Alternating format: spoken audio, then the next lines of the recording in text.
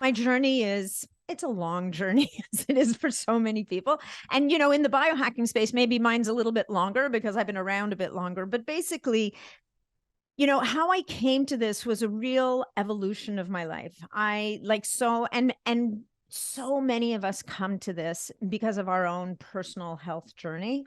For me, I was always interested in science. I was always interested in the human experience. I was, as we in our first take, as I was explaining to you, I was that kid who'd be buried in National Geographic all the time. And it was a toss up between, was it the animals? Was it the people stories? Was it the science stories? Like, I just found that whole thing so fascinating. And, the other thing I think that really brought me here was that I had my own personal health journey.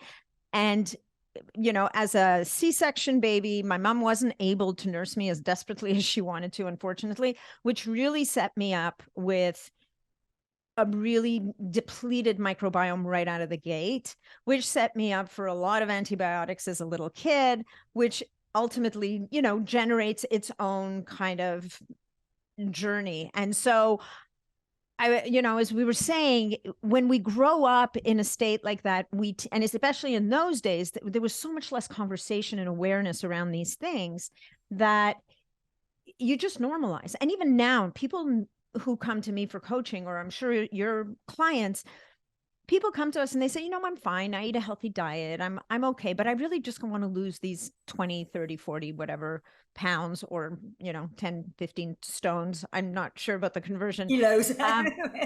Kilos. And when we start to dig in, we start to realize that people have normalized so many symptoms, and they think they're eating a healthy diet, but they don't realize what healthy even means anymore, because there's so much conflict and so much polarization in the space. So anyway, so I had these health issues. I studied physiology in university. Somewhere along the way, I got lost. I ended up in advertising, sales, and marketing through most of my adult life. But I was a fitness instructor as well the whole time, pretty much until about 10 or 12 years ago. And so I always kind of had a hand in health and helping people with their health and helping myself with my health, and always looking for what's that thing. And I myself fell prey, right? It was like, oh, it's not about the pasta, it's about what you put on the pasta.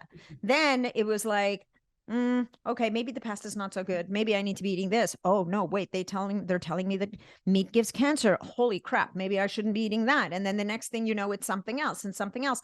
And so that, we now have two choices. Either we just kind of throw our arms up in the air and say, look, I'm just going to eat whatever, block my ears and hope for the best. Or we look around us, we notice that even in our families, like in my family, type 2 diabetes runs like wildfire. Things like arthritis are really prevalent. And now we start to dig a little bit, and then we start to realize, wait a minute, a lot of these things are preventable. A lot of these diseases that are being told people, well, you're just getting older, actually are preventable diseases. And so that kind of lit up my interest a little bit. And without getting into too much detail, 12 years ago, I woke up one morning and decided I was going to become a holistic nutritionist, because my other passion, of course, is food. So what better way to kind of deliver the message? And from there, I then was a member of the first class of bulletproof human potential coaches, which are now only called human potential coaches. And then from there, that was really great in terms of acquiring tools to help people change their behavior, which, as there's no shortage of information in the world. Theoretically, everybody should be able to change whatever they don't like about themselves, but curating that information and then changing our behavior, two different things, right? And then finally, second to finally, epigenetics was the next thing that kind of caught my eye.